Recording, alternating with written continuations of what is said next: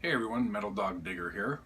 I have done a couple videos prior to this, newer at metal detecting, and I've kind of come up against a couple of things that most people are probably going to experience while they're out metal detecting, and lack of equipment, or I could really use this or I could really use that. That would make the experience just a little more easier and enjoyable. I've had fun with what I've done so far.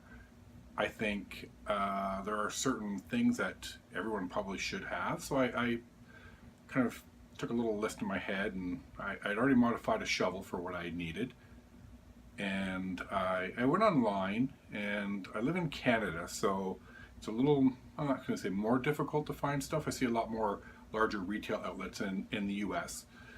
Um, so I went online and I looked for, I had an idea of a couple things I needed. So I placed an order, and this came. I ordered it from a company called Carry All Canada.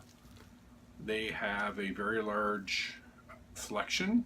Um, they're not a retail outlet, though you can go there and pick stuff up is my understanding, according to the website.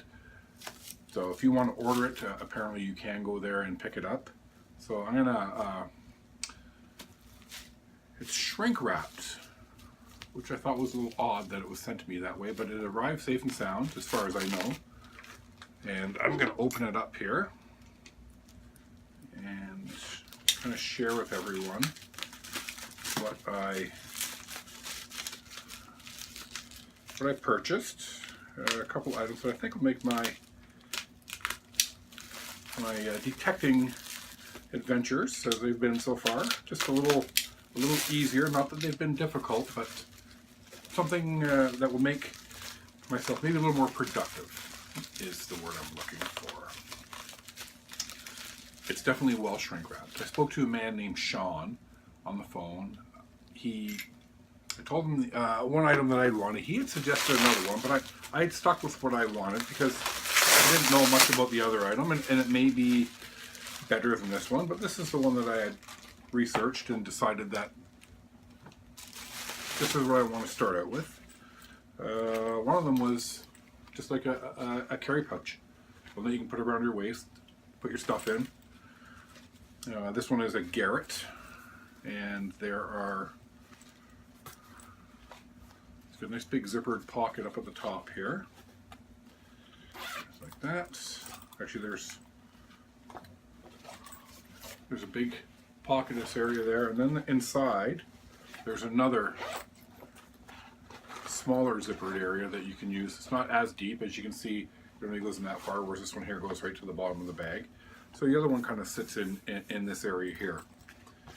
And so I can take my trash in the larger area and lock up anything that's I basically want to keep in the smaller area. So I'm kind of happy for that. Camouflaged, which I hope I don't lose it because I set it down somewhere and I can't find it anymore. The other item that I got, also by Garrett, is the Garrett Carrot. Aptly named the Garrett Carrot. So I'm going to open this up. This is the first time I've actually ever touched this. Oh, there we go. You can see there's a little LED. Okay, I get you. Oh, it sees my ring.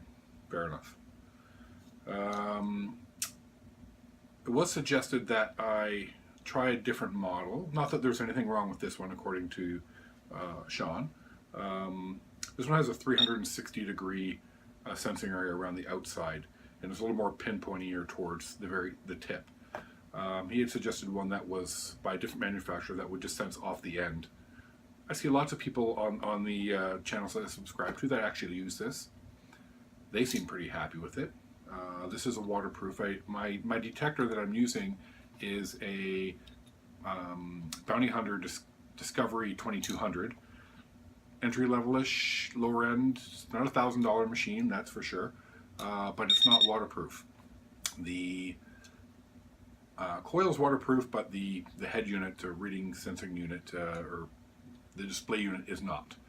So I thought, if I'm going to buy a pinpointer, I'm going to buy one that is waterproof because the detector that I have in my head that I would like to have is a waterproof machine to 10 feet. Not that I'm probably ever going to use it too much in water, but if I'm crossing a stream or looking in a stream or a shallow lake area, I don't want to have it slip and drop and have a nice little fancy paperweight.